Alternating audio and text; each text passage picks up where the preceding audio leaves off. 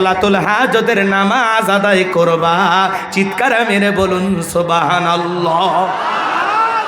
এইবার ডেকে বলেন, ছেলেরে বাড়ি থেকে যখন বের হয়ে যাইবা, পথ চলতে চলতে মরুভূমির পথ পাড়ি দিতে গিয়ে খাবার পানি যখন গরম হয়ে যাবে, দেখবা চোখের সামনে একটা জঙ্গল দেখা যায়।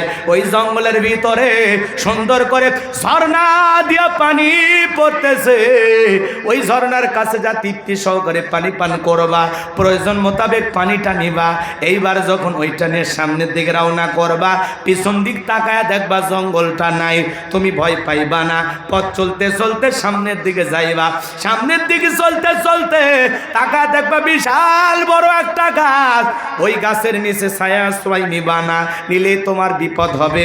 এই কথাগুলো লোকমানে হাকিম সন্তানকে বাড়ি থেকে সব বিষয়টা, সফরের পুরো ঘটনাটা বলে দিতেছেন।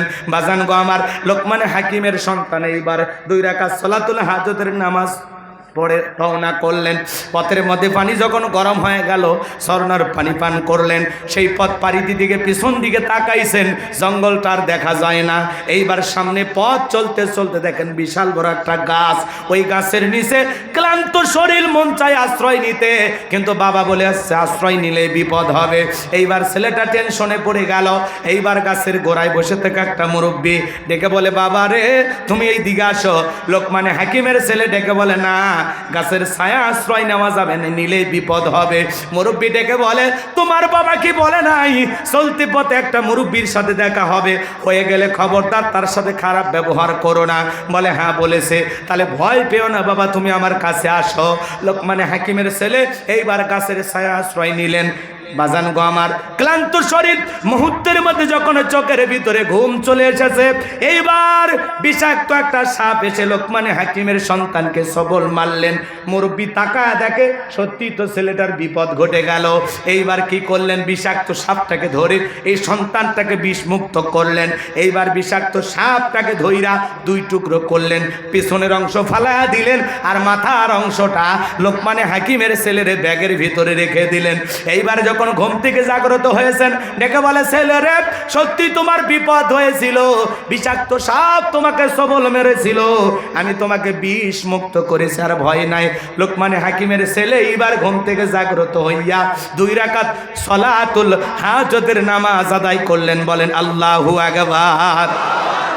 এবার ডেকে বলে, মুরব্বী আপনার কাছ থেকে বিদায় নিয়ে চলে যায়। ওদের সামনে লোকালয় দেখা যায়। ওই এলাকায় যায় জনগণকে জিজ্ঞাসা করলে তারা আমাকে পথের ঠিকানা সন্ধান বলে দেবে। বলে, বাবা আমিও তোমার সাথে যেতে চাই। এই কথা বলে মুরব্বীকে সঙ্গে নিয়ে লোকমানে হাকিমের সন্তান যখন ওই এলাকায় যায়, তার বাবার পরিচয় দিলেন, আমি লোকমানে হাকিমের ছেলে। এই এলাকায় যদি বাংলাদেশের সব চাইতে বড় আলেম, সব চাইতে বড় বক্তার ছেলে, দেওয়ানগঞ্জ বাজার, এই সুগার মিলে বাজারে এসে যদি বলে আমি বাংলাদেশের অমুক বড় বক্তার ছেলে, অমুক আলেমের ছেলে, আপনারা কি একটু ভালোবাসা দেখাবেন না? কথা কন না, একটু আদর যত্ন করবেন না? খাওয়াইতে চাইবেন না? কথা বলেন না কেন? রাগ করতেছেন মনে হয়। বাজান গো আমার, ওই আলেমের ছেলেকে পাইলে অবশ্যই ভালোবাসা দেবেন। বাংলাদেশের মানুষ আলেমদেরকে মহাব্বত করে। কথা বলেন। এই যে আমাদের প্রিয় ভাই মুফতি আমির হামজা, জামিনে মুক্ত, আলহামদুলিল্লাহ বলেন। গত 7 তারিখে তিনি যখন জেলখানা থেকে মুক্ত হয়ে বাড়ির পথে রওনা করেছেন, বাজান আমি ভাইয়ের সাথে ভিডিও কলে কথা বলেছি, আমার ভাইয়ের সাথে ফোনেও কথা বলেছি। আমাদের প্রিয় ভাই মুফতি আমির হামজা, দেখেন মানুষ, এদেশের মানুষ আলেমদেরকে কত ভালোবাসে।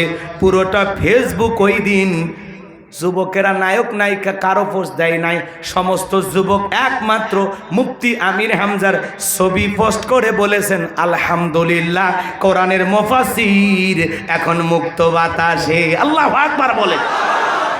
হাজার হাজার মানুষ তার বাড়িতে যাইতেছেন, ফুলের তোড়া দিতেছেন, ভিড় করতেছেন।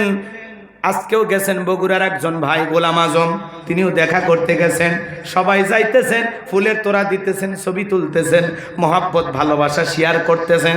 বাজান গো, দলে দলে মানুষ যাইতেছেন। আমার ভাই জেলখানায় 1 নয় 2 নয় 958 দিন জেলখানায় ছিল। 958 দিন জেলখানা থেকে মুক্ত হয়ে আল্লাহর বান্দা বাড়িতে গেছেন, মানুষ আলেমদেরকে কত ভালোবাসে। মুফতি আমির হামজা ভাই তার জ্বলন্ত উদাহরণ, কথা বলেন ঠিক কিনা? আলেমেরা জেলখানায় গেলে সম্মান কমে না, কমে না, সম্মান বেড়ে যায়। চোর ডাকাত জেলখানায় গেলে মানুষ ঘৃণা করে, আর আলেমেরা জেলখানায় গেলে সম্মান মর্যাদা আল্লাহ বাড়ায়া দেয়। অত ইজ্জু মান তাশা অত জিল্লু মান তাশা, সম্মান দেওয়ার মালিককে, সম্মানিত করার মালিককে। এই জন্য আলেমেরা জেলখানায় গেলে সম্মান কমে না, তাদের জনপ্রিয়তা আগের চাইতে বহুগুণে বেড়ে যায়। দল মত নির্বিশেষে সকল মানুষ বলতেছেন প্রিয় ভাই জামিনে মুক্ত, আলহামদুলিল্লাহ। গতকালকে কলিজার টুকরা সন্তানদেরকে তিনি আদর করেছেন, সন্তানদের কোলে নিয়েছেন, আলহামদুলিল্লাহ। আরে 1 বছরের কন্যা সন্তান রেখে তিনি জেলখানায় গিয়েছিলেন, আজকে সন্তানটার বয়স 4 বছর হয়ে গেছে। আমার ভাইয়েরা, এই যে আলেমেরা দেখেন এত মুসিবত, এত বিপদ তাদের জীবনে, এরপরেও দেখেন আমাদের প্রিয় ভাইয়ের মুখের হাসিটা কি কমেছে? আহা, মুমিনেরা কখনো নিরাশ হয় না। মুফতি আমির হামজা ভাইয়ের মুখের হাসি, এই হাসি তো বিজয়ের হাসি, এটা তো আনন্দের হাসি, কথা বলে ঠিক কিনা? মুমিনেরা পরীক্ষায় উত্তীর্ণ হয়, মুমিনেরা কখনো ফেল করে না, কথা বলে ঠিক কিনা? তবে মুফতি আমির হামজার ভাইয়ের ব্যাপারে অনেকে আমাদের কাছে পর্যন্ত ফোন দিয়ে বলতেছেন, হুজুর কবে থেকে মাহফিল করবেন? শোনেন, উনি দীর্ঘ প্রায়, এদিক খেয়াল করেন, 33 মাসের কাছাকাছি জেলখানায় ছিল। উনি বের হয়েছেন, ওনার শরীরটা অনেক দুর্বল, একটু অসুস্থ, আপনাদের কাছে দোয়া চেয়েছেন, পুরো দেশের মানুষের কাছে দোয়া চেয়েছেন। বিদায় ওনাকে বিরক্ত করা যাবে না, অনেক মানুষ আবেগে যাইতেছেন, ভিড় করতেছেন। শোনেন, তাকে কষ্ট দেওয়া যাবে না, কথা বলেন ঠিক কিনা? আমির হামজা ভাইয়ের পক্ষ থেকে বার্তা দেওয়া হয়েছে, তিনি কবে থেকে মাহফিল শুরু করবেন তিনি নিজে ফেসবুক লাইভে এসে অথবা মিডিয়ার মাধ্যমে বলবেন, এর আগে তার সাথে যোগাযোগ করার চেষ্টা করবেন না, তাকে বিরক্ত করা যাবে না। তিনি অনেক ক্লান্ত, শরীরটা অনেক দুর্বল, তিনি মনে মনে সিদ্ধান্ত নিয়েছেন যে নির্বাচনের পরে পরিবেশ যদি ভালো হয় তাহলে তখন থেকে তিনি আবারও কোরআনের ময়দানে সুরলিত কণ্ঠে কোরআনের তাফসীর আপনাদেরকে শোনাবেন ইনশাআল্লাহ। এতদিন যদি ধৈর্য ধরা যায়, আর কিছুদিন ধৈর্য ধরা যাবে না। উনি এত কষ্ট করে এত বড় পরীক্ষা দিয়ে পরিবারের সাথে সময় কাটাইতেছেন, বিরক্ত করা যাবে? কষ্ট হচ্ছে আপনাদের? আলেমদেরকে মানুষ কত ভালোবাসে, যে হাতে হাত করা এখন সেই হাতে ফুলের তোড়া, মারহাবা বলে। ফুলের মালা গলায় দিয়ে মানুষ প্রশংসা করতেছেন, সুবহানাল্লাহ বলেন। কোরআনের মফাজ শোনেন, একজন আলেম হয়ে আর একজন আলেমের পক্ষে দোয়া করার দরকার আছে না নাই? আপনারা দোয়া করবেন না? মুফতি আমির হামজা ভাইয়ের আলোচনা আপনারা শোনেন তো ইনশাল্লাহ? দোয়া করবেন তো ইনশাল্লাহ? আবারও কণ্ঠ দিয়ে কথা বলবেন ইনশাআল্লাহ। চমৎকার গবেষণামূলক আলোচনা করেন, তথ্যবহুল আলোচনা করেন, কথা বলেন ঠিক কিনা? লিল্লাহে তাকবীর। আমার ভাইয়েরা, এজন্য বলতেছি আলেমদের সম্মান কমে না, কমে না, বাড়ায়া দেন কে? আরো জোরে বলেন কে? আমার ভাইয়েরা, মন খারাপ করবেন না, যে কথা আপনাদের উদ্দেশ্যে বলতে চাচ্ছিলাম। এইবার লোকমানে হাকিমের ছেলে বাজান গো আমার, ওই এলাকার মানুষেরা তোকে আদর ভালোবাসা দেখাইতে লাগলেন। এইবার বাজান গো আমার, ওই এলাকার মধ্যে একটা ভয়ঙ্কর সুন্দরী নারী ছিল। কি ছিল? সুন্দরী নারী ছিল। সবাই চিন্তা করলো লোকমানে হাকিমের ছেলের সাথে এইবার ওই মেয়েটার বিবাহের ব্যবস্থা করা হবে। কিন্তু বাবা আগেই বলে দিয়েছে, ওই এলাকায় যাওয়ার পরে ওরা যদি একটা নারীকে দেখায়, খবরদার ওই মেয়েকে দেখা যাবে না, বিবাহ করা যাবে না, বিয়ে করলেই তোমার বিপদ হবে। কিন্তু এলাকার মানুষ বলতেছে, বাবা বিয়ে পরে আগে মেয়েটাকে একটা নজর দেখো। এইবার সকলের অনুরোধ পাইয়া মুরব্বীকে সঙ্গে নিয়ে এইবার যখন ওই মেয়েটাকে দেখেছেন বাজার, ওই মেয়েটা এত অপরূপা সুন্দরী, এত মায়াবতী ললনা, চেহারাটা এত সুন্দর, সেই সময়ের মনে হয় বিশ্ব সুন্দরী। চিৎকার মেরে বলেন আল্লাহু আকবার। লোকমানে হাকিমের ছেলে একবার তাকাইয়া চোখ আর ফেরাইতে পারে না। চিন্তা করে বিয়ে তো করাই লাগবে, বউ যদি হয় মনের মতো সুন্দরী বউ হওয়া দরকার আছে না নাই? কিন্তু মনে মনে ভাবতেছেন, বাবা বলেছে বিয়ে করলে বিপদ। এইবার লোকজন ডেকে বলে, বাবা তোমার যদি পাত্রী পছন্দ হয় বিবাহের ব্যবস্থা আমরা করব। তবে যেহেতু লোকমান হাকিমের ছেলে, তুমি তোমার কাছে সত্য গোপন করব না। তোমার কাছে আমরা একটা কথা বলতে চাই, এই মেয়েটার 1 নয় 2 নয় 10টা ছেলের সাথে এর আগে বিয়ে হয়েছে, একটা ছেলেও বাসর ঘর থেকে জীবিত বের হয় নাই, সমস্ত পুরুষগুলোই বাসর ঘরে মারা গেছে। তাহলে সুন্দরী হলে এটা ভয়ঙ্কর সুন্দরী, কথা বলেন ঠিক কি না? রাগ করতেছেন মনে হয়। কয়টা ছেলের সাথে বিয়ে হয়েছিল? 10টা ছেলের সাথে বিয়ে হয়েছিল। পুরো ঘটনাটাকে আপনারা শুনবেন। লোকমান হাকিমের ছেলের সাথে বিয়ে হইলে ঘটনাটা কি হয় আপনারা শুনবেন। কারা কারা একটু 2 হাত তুলে দেখান তো দেখি। লিল্লাহে তাকবীর। হাত নামান বাজান গো আমার। লোকমান হাকিম তার সন্তানদেরকে দেখে বলেন, ইয়া বুনাইয়া লা তুশরিক বিল্লাহ। হে আমার কলিজার টুকরা সন্তান, হে আমার বর্ষ, আল্লাহর সাথে কখনো কাউকে শরীক করা যাবে না। ইন্না শিরিকা লা যুলমুন আযীম। শিরিক হলো সব চাইতে বড় জুলুম, সব চাইতে বড় অপরাধ। তাহলে বলেন তো বাজান, শিরিক সমাজে আছে না নাই? আরো জোরে বলেন, আছে না নাই? বড় শিরিকগুলোকে শিরিকে আকবর বলা হয়, ছোট শিরিকগুলোকে শিরিকে আসগর বলা হয়। ভালো করে বোঝার চেষ্টা করবেন। সমাজে অসংখ্য শিরিক আছে বাজান, ভালো করে বোঝার চেষ্টা করবেন। আমরা মুসলমান হিসাবে বলেন তো বাজান, মাথাটা নত হবে কোন জায়গায়? কোন জায়গায়? মসজিদে না মাজারে? আরো জোরে বলেন। কিন্তু অনেক মুসলমান মাথা নত করে মাজারে সিজদা দেয়। মাজারে সিজদা দেওয়া কি? শিরিক। কথা বলে নাই? এই মাথা আল্লাহ সারা দুনিয়ার কারো কাছে নত করা যাবে? মুসলমান সিজদা দিবে মসজিদে না মাজারে? তাহলে মাজারে সিজদা দেওয়া শিরিক, নেতার পায়ে সিজদা দেওয়া শিরিক, পীর সাহেবের পায়ে সিজদা দেওয়া শিরিক। কথা বলে ঠিক কি না? আমাদের সমাজে মাজারগুলোতে সিজদা দেয় এরকম মুসলমান আছে না? না। তাহলে মাজারে সিজদা দেওয়া কথা কোন না? আমি নিজের চোখে দেখেছি, চেয়ারে পীর সাহেবের ছবি ঝুলানো, চেয়ারের ভিতরে পীর সাহেবের ছবি, ওই চেয়ারে যায় সিজদা দিতেছে। এটার নাম কি? শিরিক। জোরে বলেন কি? সিজদা পাওয়ার একমাত্র মালিক কে? ইয়্যাকা না'বুদু ওয়া ইয়্যাকা নাস্তাঈন। তোমার ইবাদত করি, তোমার গোলামি করি, সাহায্য তোমার কাছে চাই।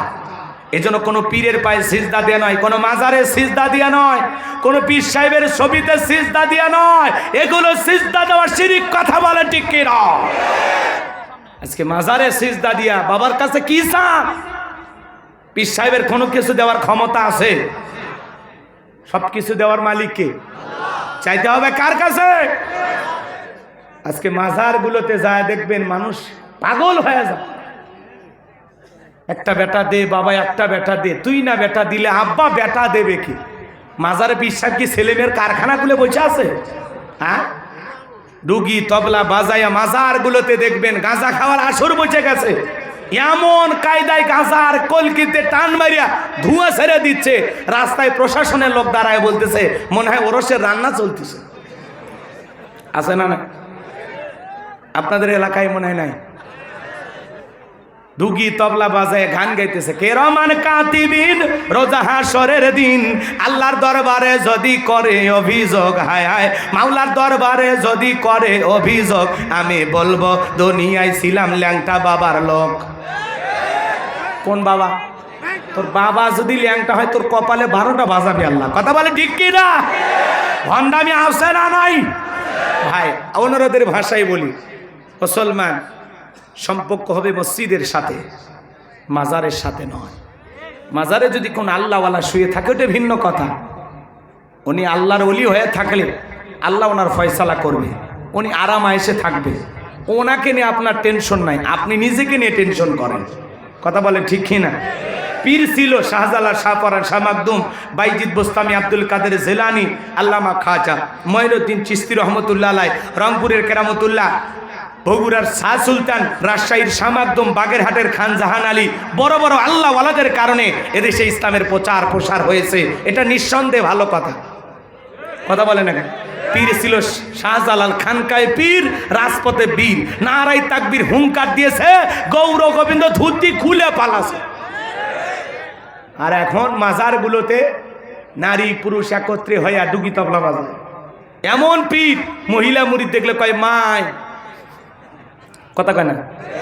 এখন মহিলা চিন্তা করছে এত বড় আল্লাহর ওলি ডাক দেয়, যদি কাছে না যায় জাহান্নামে জায়গা হবে না। এখন দৌড়ে যা পীর সাহেব সাহেবে ধরছে, পীর সাহেবকে সাহেবকে ধরে আনন্দের ঠেলায় গান গায়, বাবা আমি তোমায় ভালোবাসি, তোমার শরণ সুমিতে বাবা, তোমার কাছে আসি গো বাবা, আমি তোমায় ভালোবাসি। যে মহিলা স্বামীকে বাদ দিয়ে পীরের ফাটা পায়ে চুমা খায়, ওই নারীর চরিত্রের ঠিক না। এই আপনার বউকে আপনি মাজারে পাঠান, আপনি কি দুর্বল? আপনার বউকে বলবেন এ আমি তোর বড় পীর, দেখে পছন্দ হয় না, আমি তোর পীর, কথা কন ঠিক কি না? আয়েশা, ফাতেমা, খাদিজা, হাজেরা, আসিয়া, মারিয়াম, এদের জীবনী কিনে দেবেন, যেগুলো সব জান্নাতি নারী। এদের জীবনী পর, এইভাবে জীবন গড়, তারপরে মর, জান্নাতের রাস্তা ধর। আপনি মাজারের সন্তান পাওয়ার আশায় বউ বাচ্চাকে পাঠায় দেন। আপনার মাজারে পীর সাহেব সন্তান দেবে কেমনে? সে কি ছেলে মেয়ের কারখানাগুলো বসে আছে? কথা কন না কেন? জামালপুরে অবশ্য এরকম নাই, জামালপুরের মানুষ ভালো। লেখা আছে পবিত্র ওরস শরীফ দোয়া মাহফিল। কি লেখা আছে? পবিত্র ওরস শরীফ দোয়া মাহফিল। মহিলা শিল্পী আছে, গান গাইতেছে, উদাসীন শারমিন মাইক ধরে দোয়া মাহফিল ওরস শরীফ গান গাইতে, কয় তালা খুইলা দে বাসা ভাই, তালা খুইলা দে, রহমতেরই চাবি দিয়া তালা খুইলা দে দে দে। আছে না নাই? এত রাতে ওই তালা খুলবে গেছে, ওর দোকান কত? আল্লাহ হেদায়েত দান করুক, জরা বলো না আমি। তাহলে লেখা আছে ওরস শরীফ দোয়া মাহফিল, আর ওখানে মহিলা শিল্পী যা গান গা, মাজা দোলা। কথা বলেন না কেন? কি মনে করছেন এগুলো জায়েজ? কোন হুজুর বলছে? ওরস শরীফ দোয়া মাহফিলে মহিলা বক্তা আসে না? ওটা মহিলা বক্তা না, ও শিল্পী। যতই টুকি তবলা বাজায় ভণ্ডামি করে গান গান, দে দে পাল তুলে দে ও মাঝি হেলা করিস না। আপনি ডুগি তবলা বাজাবেন, আবার মাথায় মাথায় এদিক শোনেন, মাথায় কাপড় দেওয়া নাই, বুকত ওড়না নাই, ওড়না সারা মদিনের যাবে। হাই রে বেহায়া রে! যতই মদিনার গান গান, এর গান গাওয়া যায় না হারাম? ওড়না সারা ডুগি তবলা বাজায় গান গাইতেছেন। শোনেন, গান যদি আল্লাহর নামেও হয়, আর সেটা যদি বাদ্যযন্ত্র থাকে, ওই গান শোনা মুসলমানের জন্য হারাম। কথা কয় না? কোনো বাদ্যযন্ত্র নাই, আপনি গাইতেছেন, দে দে পাল তুলে দে মাঝি হেলা করিস না, ছেড়ে দে নৌকা আমি যাব মদিনা, মাঝি ছেড়ে দে নৌকা আমি যাব মদিনা। কথা বলে না? গানটা ভালো না খারাপ? গানের কথা ভালো, গান ভালো, কিন্তু ওরা যে পদ্ধতিতে গানটা গা, এই পদ্ধতিটা ভুল। অন্য সারা, কথা কয় না, হাতে ওইরকম কিবে নেয় না ঝুনঝুনি গুলা, কথা কয় না। ওই যে আপনারা একটা শিল্পীর নাম শুনিনি, বুড়াটা মানুষ বারে ছেলে না, এর মধ্যে গানটা গাইছে, ওর শিল্পীর নাম কি? ও আপনারা তো এখন বলবেন না, রাগ করতেছেন আপনারা। তো ওই ঝুনঝুনি হাতত নিচে আর কয় দে দে পাল তুলে দে, তোর ওই ঝুনঝুনি বাজা কে বলছে? যতই আপনি রসুলের নামে গান গান, বাদ্যযন্ত্র থাকলে ওই গানটা মুসলমানের জন্য। কথা বলে না কেন? মক্কায় নবী এলো মায়া মেনার ঘরে, হাসিলে হাজার মানি কাঁদিলে মুক্ত ঝরে। মক্কায় নবী এলো মায়া মেনার ঘরে, হাসিলে হাজার মানি কাঁদিলে মুক্ত ঝরে। দয়ার আল্লাহ যার সকা তার কিসের ভাবনা, আমার আল্লাহ যার সকা তার কিসের ভাবনা। আমার হৃদয়ে মাঝে কাবা নয়নে মদিনা, আমার হৃদয়ে মাঝে কাবা নয়নে মদিনা। দে দে পাল তুলে দে মাঝি হেলা করিস না, ছেড়ে দে নৌকা আমি যাব মদিনা। বলেন ছেড়ে দে নৌকা। ও নূরে রওশনীতে। কষ্ট পাচ্ছেন না? যুবকেরা এগুলো কয় না, এখন খালি তেল গেলে ফোরাইয়া কয় বাতি যায়নি, ওইটা মুখস্থ আছে। আর বাদাম মুখস্থ থাকে, বাসর ঘরে বাতি নিবে তো মুখস্থ থাকে, কিন্তু এগুলো ভালো গান ওদের মুখস্থ থাকে। আল্লাহ যুবকদের হেদায়েত দান করুন, জোরে বলো না আমি। এগুলো তো গাইবি না। এখন গাছ তোরা ওই যে বিদায় অনুষ্ঠানের গান, বিদায় দেন ম্যাডাম গো। হ্যাঁ রে, ওই মহিলাটা ভাইরাল হয়ে গেল।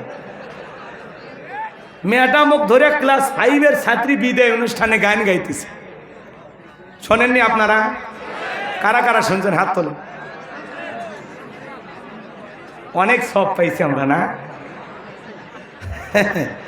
চিন্তা করেন, ম্যাডাম ওই বিটি চুলটা সুর বাড়ি, ওই মেয়েটা কথা কন না গান সব যাইতে স্যার করছে একবার না গান, ওই গাইতে আছে। ওই প্রথম দিনে শুরু করছে, ও এখন গাওয়ার ওপরই আছে। যাই যায় কয় না ওই গানটা গা, ও গীতের মতো ওই কমলার বোনের মাসের মতো গাওয়া শুরু করছে। বিদায় দেন দেন ম্যাডাম গো, ও ম্যাডাম বিদায় দেনা মারে গো। কথা কেন আছে না? যুবক, এগুলো তোমাদের শুনে কোনো লাভ হবে? আজকে আমাদের সন্তানদেরকে নষ্ট করা হচ্ছে, কথা বলেন ঠিক কিনা?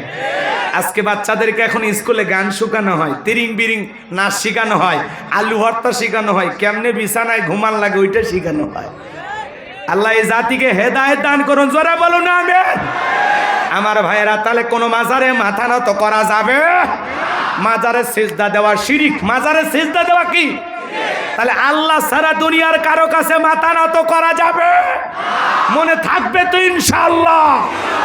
এবার শোনেন বাজান, ট্রাকের পিছনে সেরা স্যান্ডেল ঝুলানো, কয় কেন?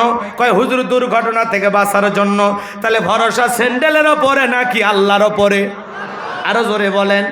এগুলো ধারণা করাও শিরিক। এরপরে কয় শনিবার মঙ্গলবার সফর করা হয় না। কয় কেন? কয় এই 2টা দিন ভালো না। আছে না? কথা কন আপনারা? আছে। এরপরে সন্ধ্যাবেলায় টাকা দেওয়া যাবে না। কেন? কয় যদি সন্ধ্যাবেলায় টাকা দেওয়া হয় ধনী বেচারা ফকির হয়ে যাবে, এরকম ধারণা করা যাবে। এরপরে চলতে পথে হঠাৎ করে উষ্টা খাইছে, কয় আজকের যাত্রা শুভ হবে না, গো ব্যাক। কথা কয় না কেন? আজকে আর যাওয়া যাবে না, এবার বাড়ির দিকে রওনা করছে, এরকম আছে না নাই? কয় হাতের থেকে চিরুনি পড়ে গেলে, কয় আজকে মেহমান আসবি, তার রান্না শুরু কর, বসে আসবে। কথা কর না কেন? বিরক্ত হচ্ছেন? হাতের চিরুনি পড়ে গেছে, কয় মেহমান আসবি, তাহলে যা ফ্রিজত যা আছে রান্না কর। কেউ না আসলে গ্রামের লোক আসবে, খাওয়াই দিস। হাই রে পাগল ছাগল, আমাদের চিন্তা ভাবনা গেছে কোন জায়গায়? আল্লাহ হেদায়েত দান করুক, যারা বলেন আমিন। এরপরে কয় হাত চুলকালে টাকা আসবে, করে বাঁধেন, 2 হাত খোলা রাখেন, 3 দিন ধরে চুলকাক, দেখি তো কয় টাকা আসে। এরকম ধারণা করা যাবে? কয় পা চুলকাইলে, অনেকের বউ কয় না আজকে আমার পাও চুলকাইতেছে, চলো না একটু ঘুরবে যায়, আর পাও তিবারের লেগে পাও চুলকাইলে ঘুরবে যা। এগুলো যে ধারণা করা, এগুলো করা যাবে? এগুলো ধারণা করা যাবে? এরপরে বাজান জমজ কলা খেলে জমজ বাচ্চা হয়, আছে না নাই? তাহলে যেই মহিলার সন্তান হয় না, দেওয়ানগঞ্জ বাজারে যত জমজ কলা আছে সব খাওয়ায় দেন। শোনেন, আমি বলতেছি শিরিকের আলোচনা, ভুলে যাচ্ছেন নাকি আপনারা? সব জমজ কলা খাওয়া দেন। এরপরে যদি আল্লাহ 2-1টা বাচ্চা দেয়, কথা বলেন ঠিক কিনা? আর জমজ কলা খেলে যদি ডবল সন্তান হয়, 2টা বাচ্চা আল্লাহ দেয়, ভালো, 2বারে কষ্ট 1বারে হলো, মাঝখানে সিজারের টাকাটা বেঁচে গেল। কথা কন ঠিক কিনা? আর কত পুরুষ মানুষও জমজ কলা খায়, আজ পর্যন্ত কোনো পুরুষের তো বাচ্চা হলো না। হবে কেমনে? মেশিন পত্রই তো আল্লাহ দেয় নাই। কথা কন ঠিক কিনা? এজন্য এগুলো ধারণা করা যাবে না। জমজ কলা খেলে জমজ বাচ্চা হয় না, এগুলো ধারণা করা যাবে? এরপরে টিয়া পাখির কাছে যায় ভাগ্য গণনা করে। কথা কন না? কবিরাজের কাছে যা ভাগ্য গণনা করে। কবিরাজ আবার মঙ্গলবার আর শনিবার করে, কবিরাজ আছে না? এলাকায় আছে কিনা জানি না, আমাদের গাইবান্ধায় আছে কবিরাজ বাড়ি লেখা আছে, কবিরাজ বাড়ি। মহিলারা লাইন ধরে সকাল থেকে, ফজরের পরে কবিরাজ বসে। বুঝতে পারছি, তোমার স্বামী তোমারে ভালোবাসে না, তোমার বালিশের নিচে তাবিজ আছে, তোমাদের নারিকেল গাছালা পুকুর ঘাটে বোতলে করে তাবিজ পুঁতে রাখছে, তোমার স্বামী আর একটা মেয়ের সাথে অবৈধ সম্পর্ক আছে। এইবার এই মেয়েগুলো শুনিয়া বুঝছেন তো, মা জাহাত কাপড় পেয়েছে বাড়ি যায়, সেই ঝগড়া লাগা লাগছে। কয়েকদিন আগে শুনিনি এক মহিলা ঝগড়া লাগে, স্বামীর কামত মানে কান আছে না, এক কামড় মেরে কান ছিঁড়ে ফেলে দিছে। এরকম বউ যার দুনিয়াতে জাহান্নাম তার, কথা কোন ঠিক কিনা? এরকম বউ আছে না? না রে ভাই, হ্যাঁ বই জামান না মানে জীবনে শান্তি নাই তা। এক কামড়ে বোঝেননি এখনকার মেয়েরা খুব সাহসী, স্বামীক মারিয়ে কম্বল চাপাতে মেরে ফেলে দে। শোনেননি আপনারা ঘটনা? আমারও তো মাঝে মাঝে ঘুমাইতে গেলে ভয় লাগে যে জামানা আসছে, বালির চাপা দিয়ে কম্বল চাপা দিয়ে স্বামীক মেরে ফেলে দেয়। এরকম ঘটনা ঘটতেছে না? গাজীপুরের এক মহিলা কি করলো, স্বামীক মেরে ফ্রিজের ভিতর ঢুকেছে। আর এক মহিলার ঘটনা শুনলেন না, এদিকে দক্ষিণবঙ্গের দিকে ঘটলো, কি করলো, স্বামীক মেরে চুলের ধারত ওই জায়গায় গর্ত করে পুঁতে থুয়ে ওটি ভাত রান্না করে খায়। কি মহিলা বারে, হায় হায়। কথা বোঝা গেল? রাগ করতেছেন নাকি আপনারা? সাবধান। এইবারে এই মেয়েটা কোমরে শাড়ি পেয়েছে, এমন ঝগড়া লাগছে, এমন ঝগড়া লাগছে মানে স্বামী লুঙ্গি খুলে ফেলে দিবি, কঠিন ঝগড়া লাগছে। এইবার স্বামী ডেকে বলে, বউরে জীবনে কোনোদিন তোর সাথে ঝগড়া করব না, তোর পায়ে হাত দিয়ে বলি কবিরাজের ঠিকানাটা দে, তোর কাছে কিচ্ছু চাই না, বিশ্বাস কর আজ থেকে জীবনে আর কোনোদিন তোর সাথে ঝগড়া করবো না, খালি কবিরাজের ঠিকানাটা দে। এইবার বউ যখন কবিরাজের ঠিকানা দিয়েছে, কবিরাজের বাড়ি চলে গেছে। যা কয়, চাচা আমার হাত দেখো, চাচা আমার হাতটা দেখো। এবার কবিরাজ চাচা হাত দেখতেছে, এরকম হাত নাড়তেছে, 1 মিনিট পার না হতে ওই হাতটা নিয়ে কবিরাজের মুখত এমন একটা থাপ্পড় লাগা দিয়েছে, কবিরাজ চাচা কাল সত্যান শুরু করছে। হাসতে এত জোরে সোয়ার মারলে ব্যাপার কি? কয়, ওই বেটা, আমার বইয়ের বালিশের নিচে তাবিজ আছে, পুকুর ঘাটে বোতলে করে তাবিজ পোতা আছে, আমার আর একটা মেয়ের সাথে অবৈধ সম্পর্ক আছে, আমার বউ পছন্দ হয়নি, বাপ মা জোর করে বিয়ে দিছে, এই জন্য বইয়ে আমার দেখতে মন চায় না। কথা আর সেই দোষটা তুই কি করলি, আমার একটা অবৈধ সম্পর্ক আছে। এই বেটা, মানুষের ভাগ্য গবেষণা করে এত কথা বলতে পারিস, আর নিজের ভাগ্যে 2 মিনিট পরে থাপ্পড় আছে ওইটা বলতে পারিস না। কবিরাজি করা বন্ধ কর, আর যদি কোনো দিক তোর কবিরাজি করা দেখি তো তোর খবর আছে। সেদিন এসে তোর জিন দে কবর, ওই দিন থেকে ওই ভালো হয়ে গেছে, আর কবিরাজির ব্যবসায় ভোগ। কথাকে বোঝা গেল? এরকম আছে। আবার কি কয়, এক আংটিতে সব সমস্যার সমাধান। ওই যে শেষ দর্শন আজমিরি জেমস হাউস, কথা কন নাকি আপনার? শোনেননি? আপনি কি মামলায় হেরে যাচ্ছেন, বিদেশে যেতে পারছেন না, বিয়ে করতে ভয় পাচ্ছেন, আসুন, এক আংটিতে সব সমস্যার সমাধান আছে না নাই? এ ভাই, এক আংটি দিয়ে যদি ধনী হওয়া যায়, ব্যবসায় বরকত আসে, বিদেশ যাওয়া যায়, এত বরকত, তাহলে তো ওর আংটি বিক্রি করা লাগতো না। 10 আঙ্গুলে 10টা আংটি ব্যবহার করে ও বাংলাদেশের 1 নম্বর ধনী হয়ে যেত। বিশ্বাস আংটির ওপরে না, পাথরের ওপর না, বিশ্বাস রাখতে হবে কার ওপর? এই কথা কন না কা? রাগ করছেন না? দোয়া করবো, বিরক্ত জানা হইন না বাজান। এগুলো আংটির ওপরে ভরসা করা যাবে? ভরসা কার ওপর?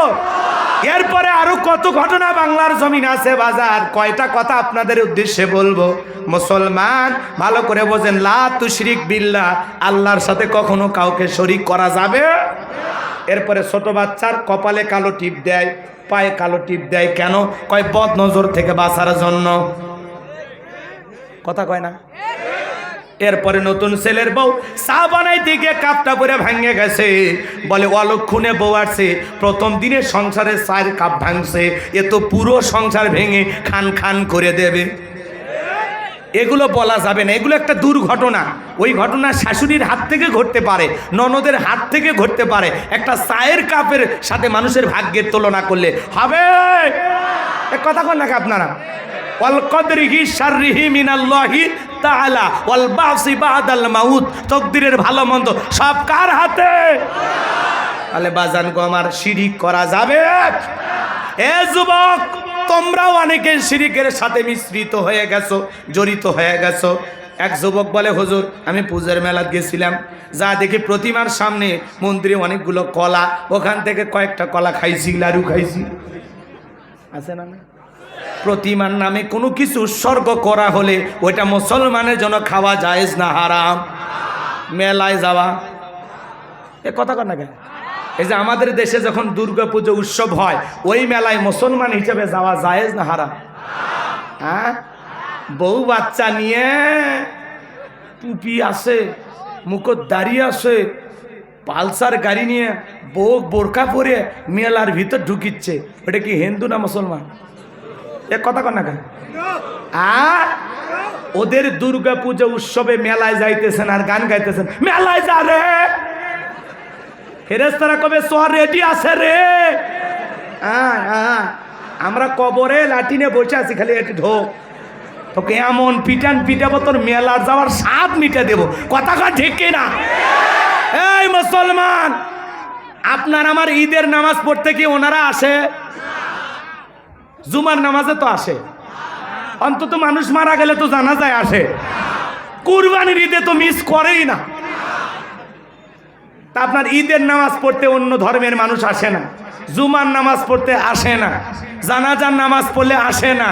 আপনার কুরবানির দিনে কোনো অমুসলিম ভাইয়েরা এসে আপনাকে গোস্ত কুটে বেছে রান্না করে এক প্লেটে একসাথে খাইতে পারেন না। আপনার কোনো ধর্মীয় আচার অনুষ্ঠানে তারা আসে না, আপনি যে যান, তাহলে কি মনে হয় অমুসলিমের লজ্জা বেশি, মুসলমানের লজ্জা কম? তুমি নামের মুসলমান, তুমি সব তালে আসো, তুমি গোলাম রব্বানির ওয়াজেও আসো, কালকে মমতাজ আসলে 500 টাকা টিকিট কেটে হলে ওই জায়গায় যাবে, আর পরিমণি যদি আসে 5 লাখ লাগলেও তো যাবো। তো তোদেরকে চেনা শেষ, কথা কন ঠিক কিনা?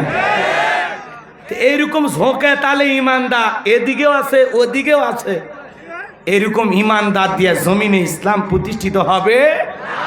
কথা কি বোঝা গেল? কথাগুলো একটু শুনতে খারাপ লাগতেছে, কিন্তু মনে হয় বাস্তব। কথা কয় না? রাগ করতেছে? তাহলে কি আপনি মেলায় যাবেন? ওই সময় হাইব্রিড নেতারা স্লোগান দেয়, ধর্ম যার যার, উৎসব সবার। আপনারা যখন মায়ের কাছে কিছু চাইবেন, আমাদের জন্য চাইবেন, এই কথা কোনো মুসলমান বলতে পারে? হ্যাঁ, ধর্ম যার, উৎসব তার। হিন্দুদের উৎসব হিন্দুদের কাছে, বৌদ্ধদের উৎসব বৌদ্ধদের কাছে, খ্রিস্টানদের উৎসব খ্রিস্টানদের কাছে, মুসলমানের উৎসব মুসলমানের কাছে।